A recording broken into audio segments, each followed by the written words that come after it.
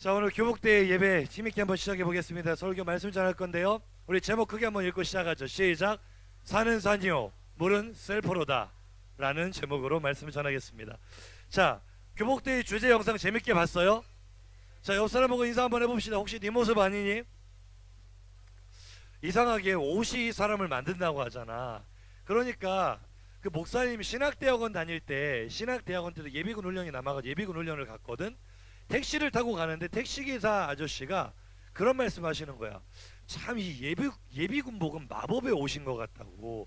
점잖은 전도사님들이 막 교회에서 설교도 하시고 이러실 텐데 예비군복만 입혀놓으면 아무데나 가서 누워서 잘라 그러고 아무데서나 노상방뇨하려고 그러고 옷이 참 마법의 옷인 것 같다. 근데 여러분 어때요? 옷 어떻습니까?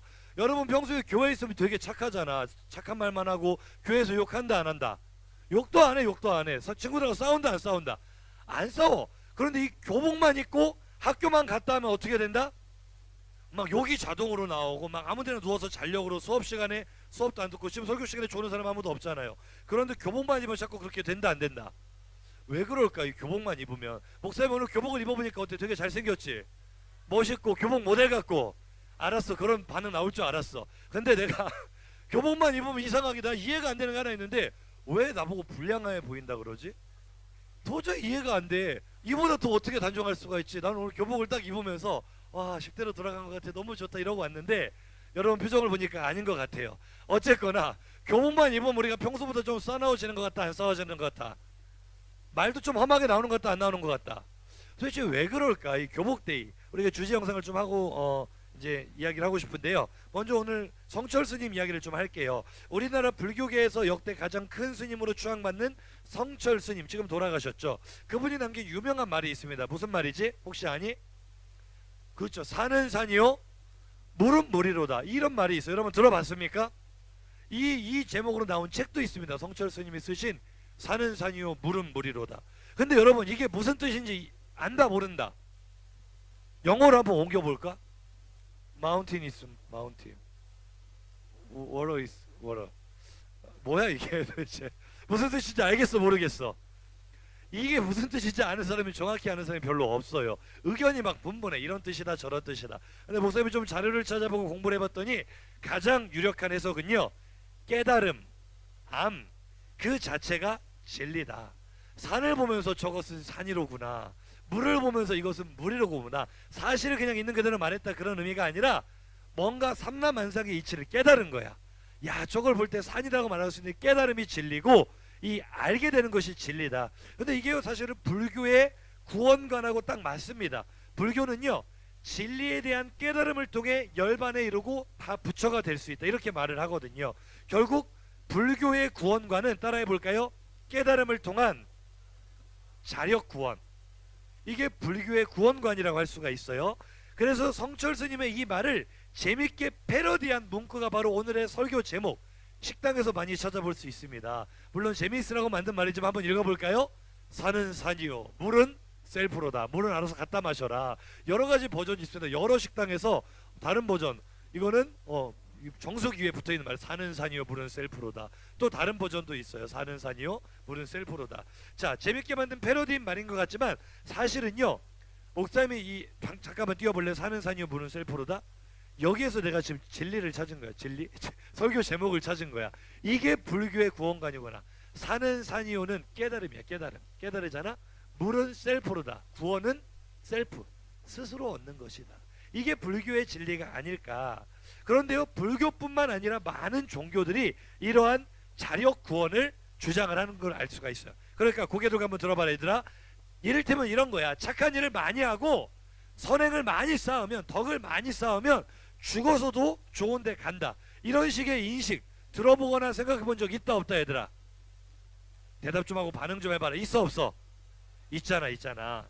그런데 이러한 자력 구원관에 큰 오류 한 가지가 있는데, 인간이 죄악의 바다에 빠져 있단 말이야. 바다에 빠져서 허우적거리고 있는데 혼자서 거기서 빠져나올 수 있어 없어? 없어. 그러니까 자력 구원은 애초부터 성립할 수가 있다 없다? 어떻게 자력으로 구원할 수 있나로 물어보면은 대답을 못해요. 근데 불교가 이에 대한 대답으로 수행정지라면 된다. 도를 닦고 자기를 수행하고 이 속세를 떠나서 자기를 잘 갈고 닦으면은 될 수 있다라고 말을 하는데요. 이제 집중하고 들어봐 얘들아. 오늘은 불교 얘기를 좀 많이 하게 되는데 타 종교에 대한 디스가 아닙니다. 진리에 대한 이야기를 좀 하고 싶은 거예요. 불교 이야기를 좀 할게요. 평생 수행 정진으로 정말 득도했다, 열반에 이르렀다라고 불교에서 평가할 수 있는 우리나라의 제일 큰 스님이 누구였다고? 성철 큰 스님이라 그랬어. 그래갖고 이분이 돌아가셨을 때 막 사리가 엄청나게 많이 나왔다, 뉴스에도 막 대서특필되고 신문에도 대서특필되고 그게 막 9시 뉴스에 나오고 난리도 아니었어요. 우리 기독교계의 제일 큰 어른인 옥하는 목사님 돌아가셨을 때는 뉴스에 한마디도 안 나와. 신문에 제일 구석에 한 줄 나와, 한 줄. 그런데 막 천주교의 뭐 김수환 추기경 돌아가셨을 때나 이 불교의 성철 스님 돌아가셨을 때 막 대서특필되니까 신문 일면에 나온다니까.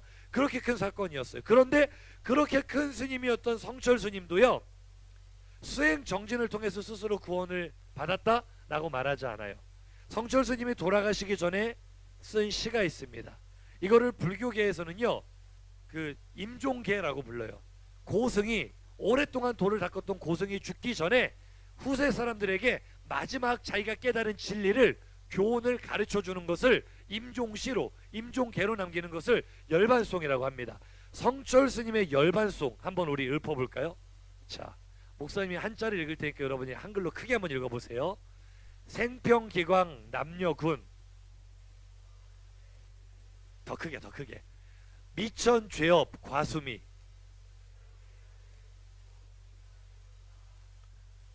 화렴아비 한만단.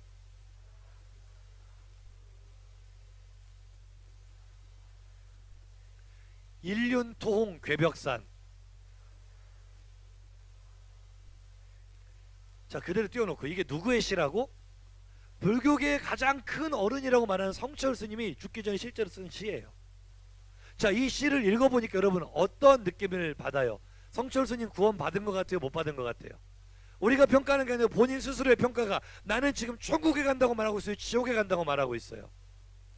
그러니까요, 이거 이제 자료 찾아보면 여러분 알 거야. 불교계에서는요, 이 시를 어떻게든 좋은 의미로 해석을 하려고 무진장 애를 씁니다. 자료 찾아보면은요, 막 휘황찬란해. 그런데 국문학을 조금이라도 해본 분이나 이 문학의 조예가 깊은 분들은 알겠지만 전부 다 말장난이에요. 궤변이에요, 궤변. 이거는 어떻게 해석을 해도 그대로 해석될 수밖에 없는 거야. 성철 스님 지금 평생 동안 자기가 한 일이 뭐라는 거야? 평생 남녀의 무리를 속이고 살았다는 거야. 나도 속았고 나도 속이고 살아서 그 죄업이 너무나 커서 수미산에 넘친다. 수미산은 불교가 말하는 지옥이거든요. 그래서 내 영혼은 이제 활활 불타는 아비 지옥으로 떨어지게 되었는데 이게 3년까지의 내용이잖아. 그래서 불교계도요, 어지간히 억지 부리는 사람들 아니면은요 3년까지는 부정적인 쪽으로 그냥 받아들여요. 아, 성철 스님이 그렇게 깨달았구나. 그런데 마지막 사연에서 어떤 의미 부여를 하려고 노력을 많이 한다.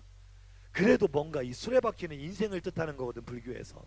이게 불금을 막 토하면서 푸른 산에 걸렸다는 거 어떤 희망적인 메시지 아니냐, 막 이렇게 좋은 해석을 하려고 하는데 목사님이 사실 어제 이 시를 굉장히 깊이 묵상을 했거든. 묵상하다가 내가 깨달은 해석은 이거야. 수레바퀴가 뭐겠어? 불금을 토하는 수레바퀴는 목사님 볼 때 태양이야, 태양. 태양이 자기의 불금을 다 토해낸 다음에 마지막에 서산에 걸려있는 모습. 그러니까 성철 스님이 자신의 인생의 뒤안길을 돌아보면서 쓸쓸함을 느끼는 거야. 이제 내 인생은 다 저무는구나. 나는 다 불금을 토했는데 불금이 뭐겠어? 우리 찬송가에도 나오잖아. 피와 같이 붉은 죄. 내가 토해낸 건 죄밖에 없어. 나는 여기에 구원이 있다고 믿었는데 평생 동안 돌을 닦았는데 나는 그동안 죄만 토하면서 사람들을 속여왔고 이제 나는 지옥으로 가는구나. 그런 내용이 시라는 거야. 그런데 왜 목사님 해석이 틀리지 않았다고 생각하냐면 불교인들이 이 시를 가지고 어찌됐거나 성철 스님을 이렇게 추앙을 해야 자기들의 위상이 서기 때문에, 물론 종교적으로 그런 입장은 인정하고요, 존중할 수 있습니다. 제가 지금 불교를 디스하는 게 아니에요. 하지만 그래도 좀 진실할 필요가 있는 게, 여러분 조금만 불교계에 대해 공부를 해보고 성철 스님의 삶에 대해 공부를 해보면요, 성철 스님이 말년으로 갈수록 이런 말 많이 합니다. 나는 지옥으로 간다. 나는 죄가 너무나 많다. 내가 잘못된 길을 선택했다. 나는 내 인생에 후회가 된다. 사탄과 부처는 같은 의미다. 이런 얘기를 한다니까요. 실제로 불교계가 성철 스님의 말년에 굉장히 곤욕을 많이 치렀어요. 자기 불교계에서 제일 내세울 만한 인물인 성철 스님이 자꾸 자신들의 교리를 막 이상하게 만드는 이런 말들 하니까 그거를 방어하고 실드 치느라 굉장히 고생을 많이 했단 말이야. 성철 스님의 열반송은 구원을 찾아서 헤매는 불자가 결국 구원을 찾지 못해 헤매이고 방황하고 절망하는 내용으로 있는 것이 맞습니다. 왜냐면은요, 여러분 불교를 목사님 심심하면 불경을 좀 읽어보거든. 무슨 내용이 써 있는가? 공부를 해야 돼, 공부를. 불경 읽어보면 불교는요 사실요 종교가 아니야. 공자 맹자와 똑같이 석가가 제자들을 불러 모아가지고 자신이 깨달은 도를 가르쳐준 학문입니다. 학문. 그게 후대에 종교로 발전한 거고요. 우리가 뭐 하나님 부처님 이렇게 말하는데 부처님은요 신이 아니에요. 불교는 신이 없습니다. 불교는 절대 석가모니 부처를 신으로 추앙하지 않고요, 부처님 믿어서 천국 간다고 가르치지도 않아요. 불교의 가르침은요, 너도 부처가 될 수 있다, 그렇게 말을 해요. 석가는 한 사람으로서 도를 깨달아서 부처가 된 사람이고, 너도 성불을 할 수 있다, 부처가 될 수 있다, 너도 깨달으면 부처가 된다, 스스로를 믿어라, 신은 없다, 이렇게 말해. 그러니까 천국과 지옥 개념도 있을까 없을까? 없어. 원래는 지금 불교가 극락왕생 말하고 천국과 지옥 개념을 말하는 거는요 후세에 삽입된 거예요. 원래 불교에는 그런 게 없습니다. 윤회설은 있지. 윤회설. 사람이 죽으면은 무로 돌아가는 것도 아니고 천국과 지옥으로 가는 것도 아니고, 나쁜 업을 많이 쌓았으면 뭐 벌레나 짐승 같은 걸로 다시 태어나고, 선한 덕을 많이 쌓았으면 귀인으로 다시 태어난다. 신과 함께라는 영화가 그 불교적인 세계관을 담고 있는 영화잖아. 옆 사람 보고 인사합시다. 뭔가 알고는 보니? 그런데 윤회설에도 한 가지 맹점이 있는 게 뭔지 알아, 얘들아? 신이 없잖아, 불교에는. 그러면은 그 윤회를 결정할 주체가 없다는 거야. 말이 돼, 안 돼? 그러니까 우리같이 하나님이라는 절대자가 있으면 절대자가 천국도 보내고 지옥도 보내고 윤회를 시키고 할 수 있을 거 아니에요. 그래요, 안 그래요? 근데 불교는 절대자가 없다니까 네가 부처다라고 말하는데 누가 윤회를 시키는 주체가 되겠냐고. 그러니까 결국 목사님이 하고자 하는 말은요, 이게 어떻게 보면 타종교에 대한 비방으로 들릴 수도 있기 때문에 조금 조심스럽지만 진리라는 관점에서는 정확합니다. 인간이 만들어낸 종교에는 허점투성이라는 거예요. 이해가 되면 아멘 합시다. 인간이 뭔가의 진리로 구원의 길을 제시하고 있지만 한계가 분명하고 허점투성이라는 거 인정이 되면 아멘 합시다. 그래서요, 이 불교뿐만 아니라 모든 종교가 보면은요 허점투성이에요. 교리가 앞뒤가 안 맞는 부분이 너무나 많아요. 물론 기독교도 이 진리를 제대로 모르는 사람들을 오해하고, 예를 들면 뭐 지난주 우리 제자반 시간도 목사님이 나눴지만 친구들이 이런 질문 많이 하잖아. 야, 니들이 믿는 하나님은 사랑의 하나님이라면서, 그런데 내가 한번 질문해 볼게, 너 대답해봐. 잘 듣고 한번 대답해봐. 얘들아, 너희들 친구들이 이런 질문 한다니까. 그 좋으신 사랑의 하나님이 지옥같이 무서운 곳을 만들어 놓고, 야, 니들 다 믿을래 안 믿을래? 안 믿으면 전부 다 지옥 보내버린다 라고 협박하는 신이 무슨 사랑의 하나님이냐, 나는 그런 신 못 믿는다 라고 말하는 친구들 있다 없다? 있어. 이게 진리에 대해 오해하면은 이렇게, 야, 기독교의 진리도 오류 투성이 아니야, 무슨 투성이 아니야, 이렇게 말하는 친구도 있단 말이야. 그런데요, 진리를 알고 나면 전부 다 충분히 답이 나와요. 이게 뭔가 앞뒤가 틀린 말이야. 맞는 말 같지만 하나님이 지옥을 만든 건 맞아요. 그런데 성경을 한번 읽어보세요. 하나님이 지옥을 누구를 위해 만들었습니까? 마귀와 그의 사자들을 위하여 예비된 영원한 불못이라고 분명히 표현을 하고 있어요. 할렐루야. 하나님은 지옥을 왜 만드셨다? 하나님을 배반한 타락한 천사들, 마귀들을 영원한 벌에 넣기 위해서 지옥을 만드신 줄 믿습니다. 그러니까 가끔 지옥을 자기가 보고 왔다는 사기꾼들이 있거든. 그들이 하는 말 중에 하나가, 지옥에 빠진 사람을 마귀들이 고문한대. 막 창으로 찌르고 막 창자를 빼내고 고문한대. 전부 다 사기꾼들이야. 왜?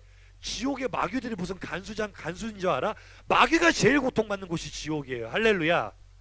그런데 왜 우리가 사람이 마귀가 들어가야 될 지옥에 들어가게 되었느냐? 이게 인류의 기원과 죄의 기원과 맞닿아 있는 거잖아.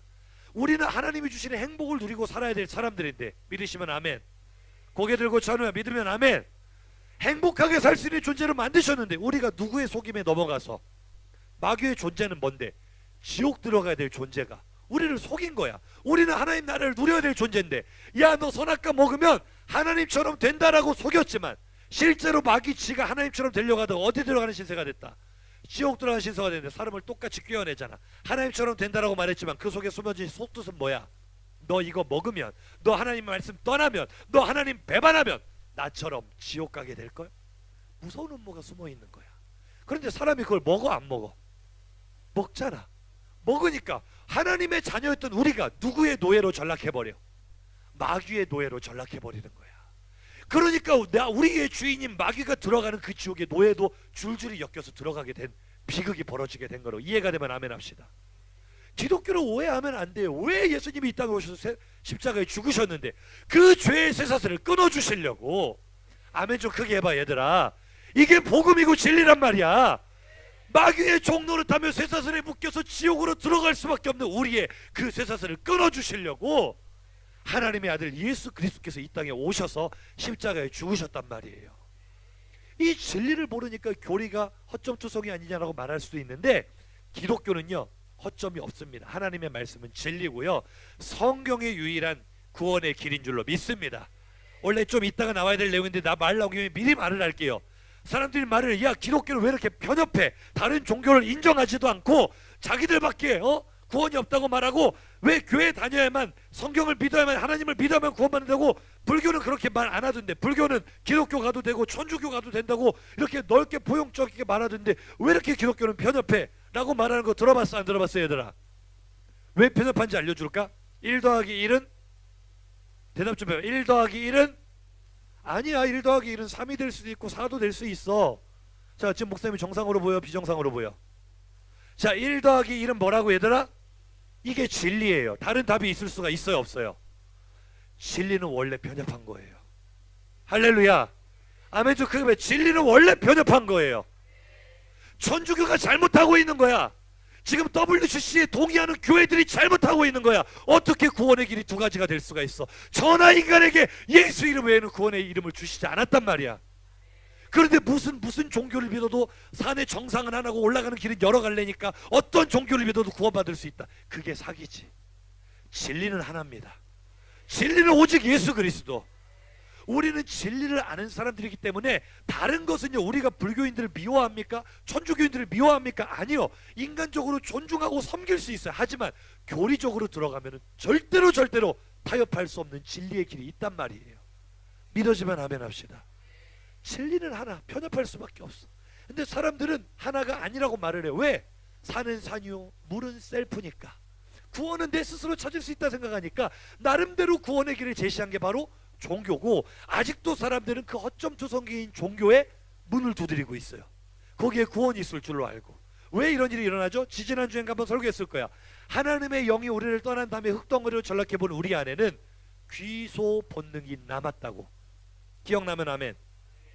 본체를 찾아가고자 하는 귀소 본능, 종교심이 남아있기 때문에 어떻게든 종교를 찾아가려고, 하나님을 찾아가려고 그런 목마름이 우리 안에 다 있는 줄로 믿습니다.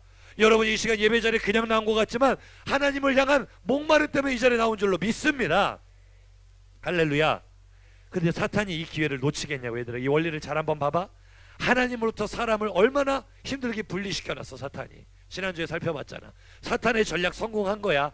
하나님의 말씀에서만 떠나게 만들면, 하나님부터 우리를 떠나게만 만들면 인간은 완전히 망해. 작전 성공. 그랬더니 인간은 너무나 허무해지고 공허해져서 자꾸만 본체를 찾아. 이때 사탄이 어떤 작전을 썼는지 알아? 하나님을 찾게 놔두면서 가짜를 많이 만들어 놔버렸어. 대용품 종교를 많이 만들었다는 거야. 가짜를 많이 만들어놔서, 우상을 많이 만들어놔서 사람들을 헷갈리게 만들어버렸어. 그게 고린도서 4장 4절 말씀이에요. 한번 읽어봅시다. 시작.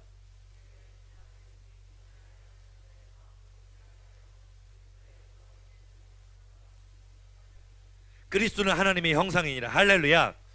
하나님의 영이 떠나서 영원한 저주와 죄와 사망에 빠져버린 사람이 살아날 수 있는 유일한 길은 하나님께로 돌아가는 것뿐인 줄로 믿습니다. 하나님께로 어떻게 돌아갈 수 있느냐, 그 길을 가르쳐주는 것은 오직 성경밖에 없는 줄로 믿습니다. 그런데 사탄은요, 유일한 진리의 길인 성경으로부터 우리의 눈을 가려버리고 기독교를 편협한 집단으로 몰아세우면서 자꾸만 다른 타종교들을 많이 찾아가게 만들어놨어요. 그리고 기독교와 유사한 이단들도 많이 만들어놨어요. 왜 유독 기독교에만 이단이 많을까? 물론 불교나 다른 종교도 이단이 있기는 해요. 이단 종파가 있긴 하지만 기독교처럼 버라이어티하게 많은 이단 본 적 있어 없어? 지금 대한민국에 현역으로 뛰시는 하나님이 30분이 넘는다니까? 알고 있어? 연습생 수도 없이 많아. 요즘에 신천지에서 한 놈이 또 배반하고 나왔다면서. 신천지에 간부급 하나가 이만희 가짜다, 내가 보혜사다 주장하고 나왔어요. 앞으로 더 많이 나올 겁니다. 지켜보세요. 신천지가 어떻게 몰락하는지 한번 지켜보라고. 이만희는 뭐 어떤 특별한 인간인 줄 알아? 이만희도 유재열 따라다니는 똘만이었어. 똘만이. 이만희가 주장하는 거 전부 다 문선명, 유재열, 정명석이 해놓은 얘기 똑같이 해놓은 거야. 신천지들이 얼마나 미련한 줄 알아? 이 책 보여주면서 이거 누가 쓴 글이에요? 물어보면 우리 종 회장님 쓰신 글인데요? 앞에 책 표지 보여줘. 저자 정명석. 인정을 안 해. 이만희가 얼마나 그 자기 앞선 선배들 똘마니 짓하다가 이제는 배반 때리고 그 신천지라는 거 이뤄가지고 그렇게 한지 얼마나 사기꾼인지 아직도 몰라. 사탄이 만들어 놓은 거야. 어떻게? 사람을 혼미하게 만들기 위해서. 이번 주에 보니까 목사님이 들고 왔어. 우리 아파트에 신천지가 이 전단지를 다 꽂아놓은 거야. 이거 본 친구들 있을 거야.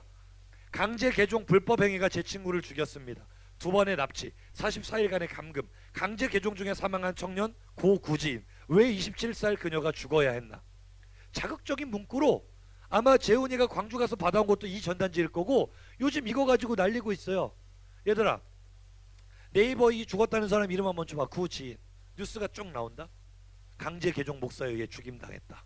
어쩌고 저쩌고 뭐야 질식사했다. 그런데 그게 사람들 속이는 신천지 수법이라는 거 알아? 신천지는 사람 속이는데 도 같은 인간들이야. 조금만 냉철하게 생각을 해봐. 네이버에 떴다고 그게 다 신뢰성이 있는 뉴스가 아니라니까. 이만희가 필리핀에 가가지고 민나다우 지역에다가 평화 건립비 세웠다고 그거 동아일보가 냈어. 동아일보에는 신천지 기자가 있을까 없을까? 신천지 신도가 20만이 넘어가는데 기자 하나쯤 있을까 없을까? 있어. 데스크에도 있어. 그러니까 그런 신문 기사가 나오지. 자기가 평화의 왕이라 이만희가 평화 건립비 세웠대. 그리고 몇 달 있다 거기 내전 터졌다. 알아?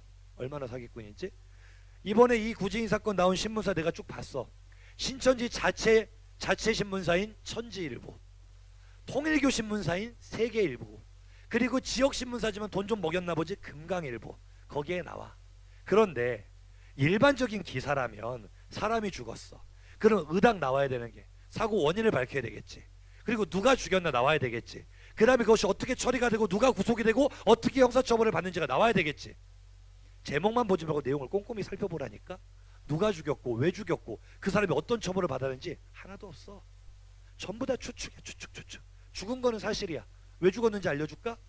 신천지에 빠진 애를 부모님이 하도 안타까워서 이단 상담소에 데리고 가니까 신천지에 교육받은 애들이 이단 상담소 간다 하면은 괴물이 따라왔어. 막 부모고 뭐고 다 때려치고 미친 발광을 한다니까.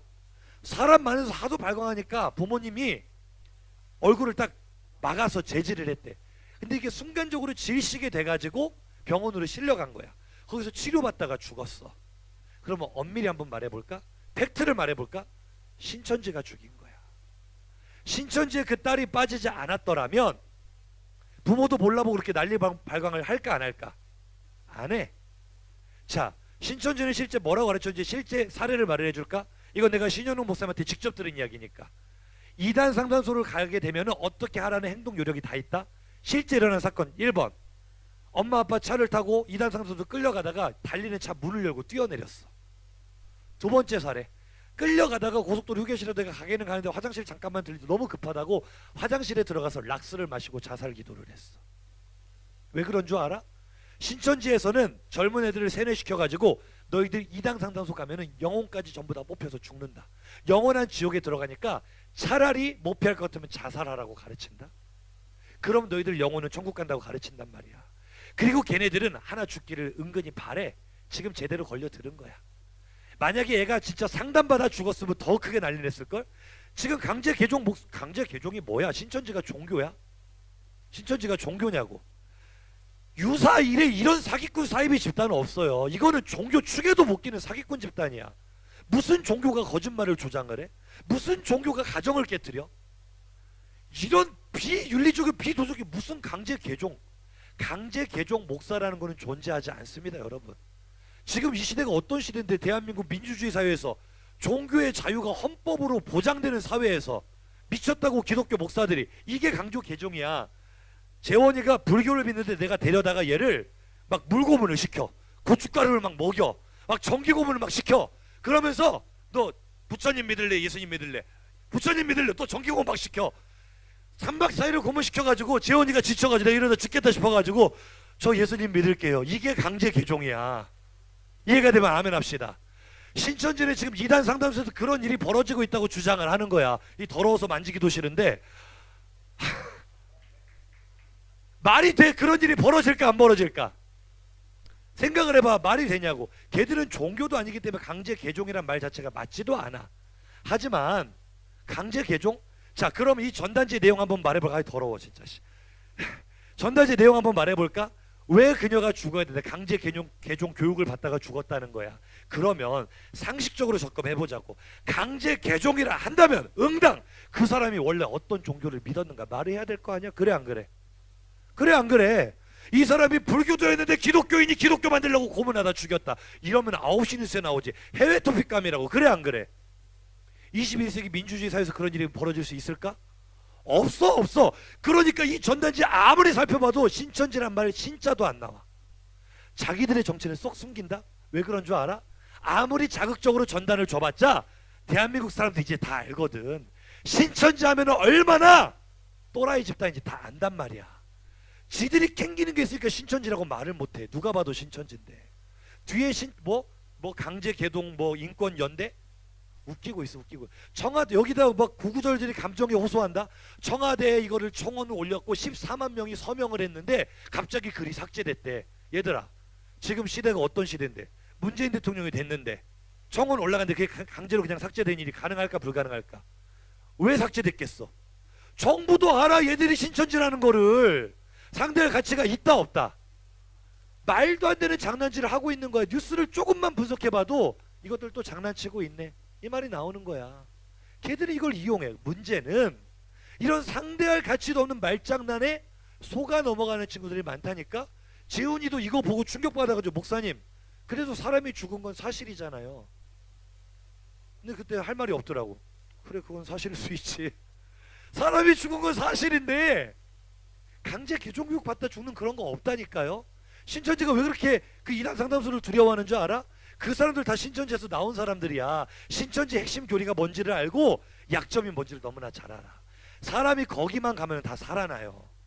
그러니까 어떻게든 그 사람들에게 나쁜 사람들의 프레임을 씌워야 되니까 이런 짓을 하는 거야. 근데 이게 신천지 가는 것 같지만 사실은 그 뒤에 뭐가 있다? 사람을 혼미하게 하는 영이 있다니까요.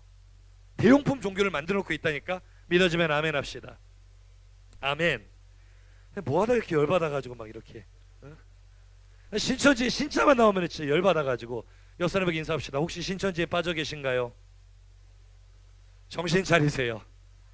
정신 차리세요. 이만희 반드시 죽습니다. 신천지 내부에 이미 이만희 사후에 프로젝트 다 준비되어 있는 거 아세요? 걔들 이만희 죽고 나도 안 깨져.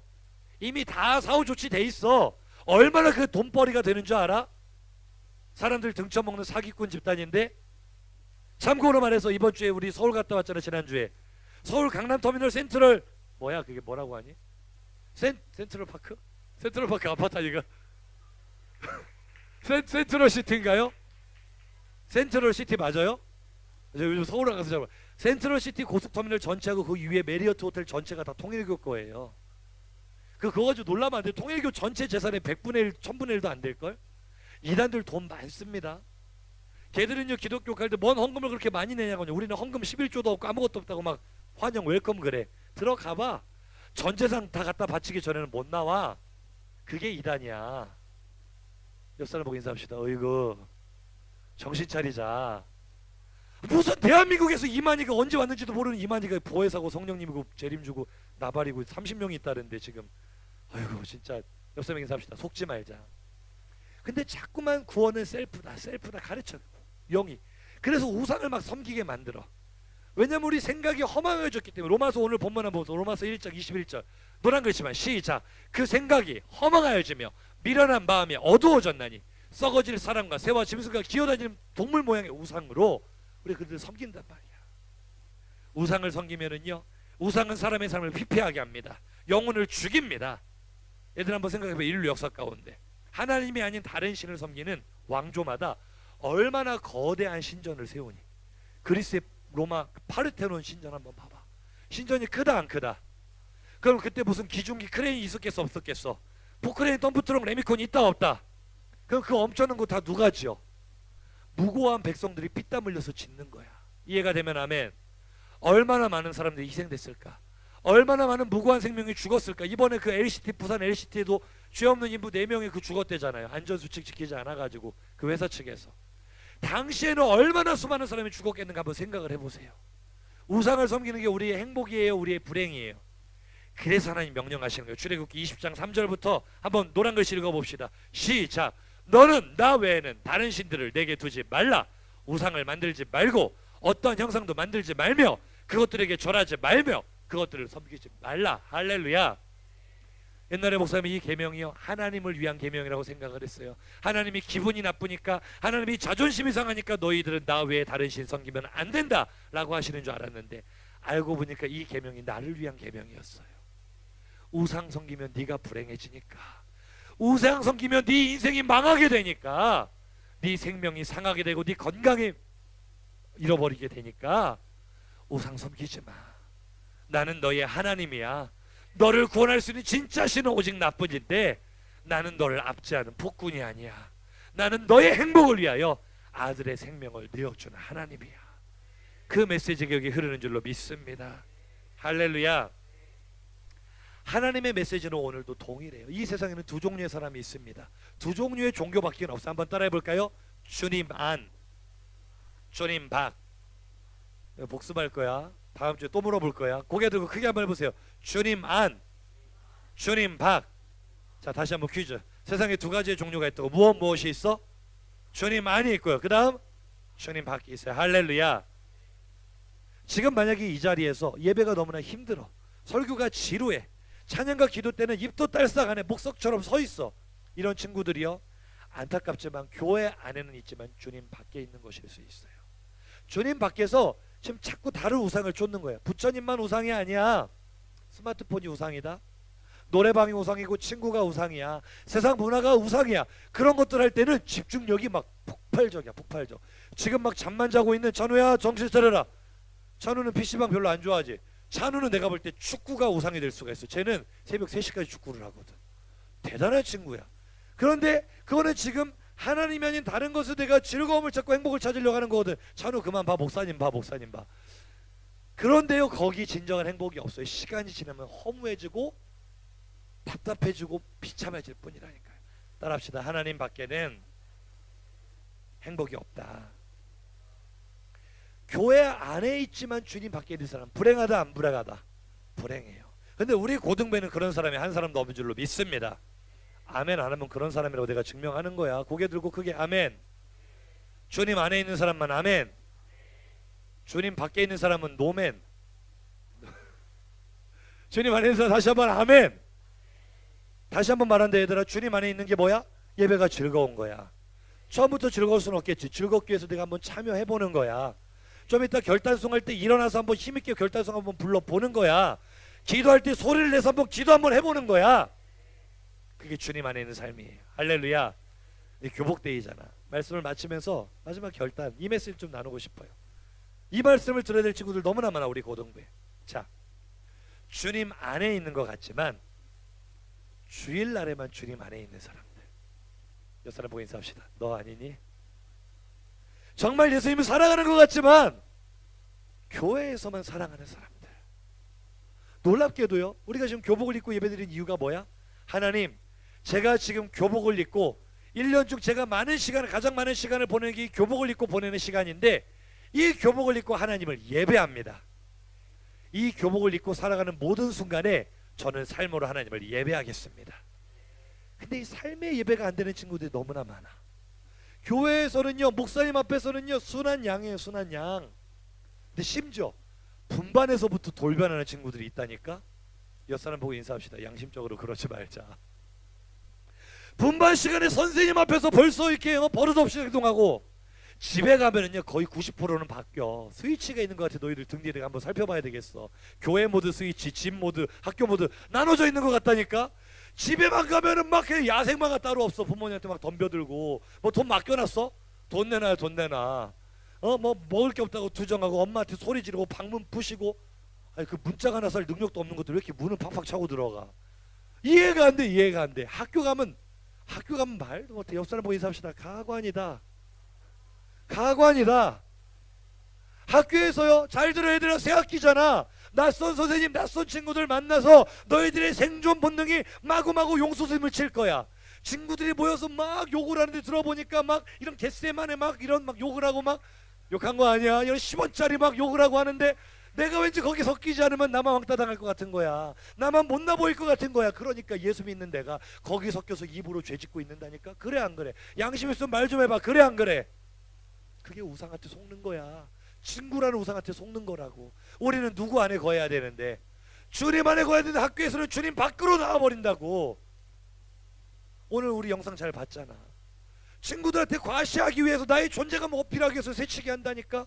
선생님한테 개긴다니까. 잔다니까. 불성실하게 살아. 공부 안 해. 집에서는 스마트폰 한번 붙잡으면 5시간은 기본이야. 10시간 하는 친구들도 있대. 제보를 받았어 내가. 옆 사람 인사합시다. 너지? 아, 어떻게 스마트폰을 10시간 해 배터리가 버텨지냐? 아, 보조 배터리까지 끼우고 한대. 이야, 대박. 진짜 대단하다. 대단해. 한번 우리의 삶을 돌아보자고. 삶을. 친구들한테 따돌림 당할까봐 술을 마신다니까. 친구들이 무시할까봐 담배를 핀다고. 친구들하고 관계가 멀어질까봐 노래방을 가고 PC방을 가고. 그리스도인으로서 거룩한 삶을 살지를 않아. 그러면서 내가 예배 드리니까 교회 안에 있으니까 내가 주님 안에 있다고 착각하는 사람들, 옆 사람에게 인사하세요. 착각하지 말자. 오늘 그래서 로마서 1장 21절에 이렇게 말합니다. 하나님을 알되 한번 띄워주세요. 노란 글씨 있는데, 노란 글씨만 시작. 하나님을 알되 하나님을 영화롭게도 아니하며 감사하지도 아니하고. 할렐루야. 우리가 방금까지 타종교에 빠진 사람들, 신천지에 빠진 사람들, 불교에 구원이 없다, 얼마나 안타깝게 쭉 살펴봤어. 그런데 우리가 그럴 수 있다는 거예요. 우리는 분명히 하나님을 아는 사람들이잖아요. 그래요 안 그래요? 그러니까 이 시간 예배하는 거잖아요. 마지막에 아멘 합시다. 그런데 실제 삶에서는 하나님을 영화롭게 하지 않아요. 하나님을 인정하지 않아요. 하나님을 무시해요. 교회 밖으로 나가는 순간, 오늘 우리 결단송 가사 중에 그런 가사가 있거든. 너무 마음에 와닿아. 예배를 떠날 때 주님도 떠났던 나의 거짓된 예배 이제는 그만할래. 여러분, 그런 삶을 살게 하기를 소망합니다. 여태까지 그렇게 살았잖아. 하나님과 상관없는 삶을 살았어. 학교에만 가면 내가 교회에서 회장이어도 상관없는 거야. 내가 찬양 팀원이어도 상관없는 거야. 내가 특세 완주를 했어도 상관없는 거야. 교복 입고 학교에만 가면 하나님은 뒷전이야. 보이지 않아. 보이지 않아. 감사도 없어. 원망과 불평에 찌들어서 세상 친구들과 똑같이 살아가는데 그게 어떻게 하나님의 자녀고 그리스도인이라고 할 수 있겠냔 말이야. 여러분에게 인사합시다. 결단하자. 결단하자.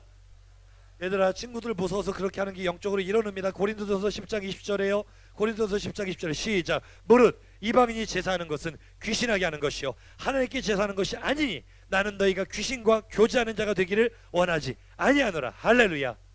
제사의 원리가 뭐예요? 조상을 섬기는 게 아니에요. 그 조상을 지옥으로 끌고 가고 자손들 대대로 저주로 끌고 가고 있는 귀신, 원수한테 조공바치고 섬기는 게 제사의 원리란 말이야. 이해가 되면 아멘 합시다. 똑같아. 여러분이 하나님을 섬기는 사람으로서 학교에 가서, 가정에 가서 자신의 자존심 때문에, 자기의 위치 때문에, 친구 관계 때문에 신앙을 버리고 하나님을 무시하고 그 죄악된 문화와 어울려 사는 것은 귀신과 교제하는 거야. 그 죄악된 문화를 조장하는 악한 영과 손을 잡고 화평하고 같이 사는 거라고. 이해가 되면 아멘 합시다. 계속 그렇게 살아야 되겠어요? 안 살아야 되겠어요? 따라서 고백합시다. 우리는 학교에서도 예배자입니다. 우리는 가정에서도 예배자입니다. 산은 산이요 물은 셀프라는 식으로 여러분, 교회에서는 진리를 따라가지만 학교에서는 전부 다 셀프로 살잖아. 자기 나름대로 살잖아. 더 이상 그렇게 살지 않기를 간절히 소망합니다.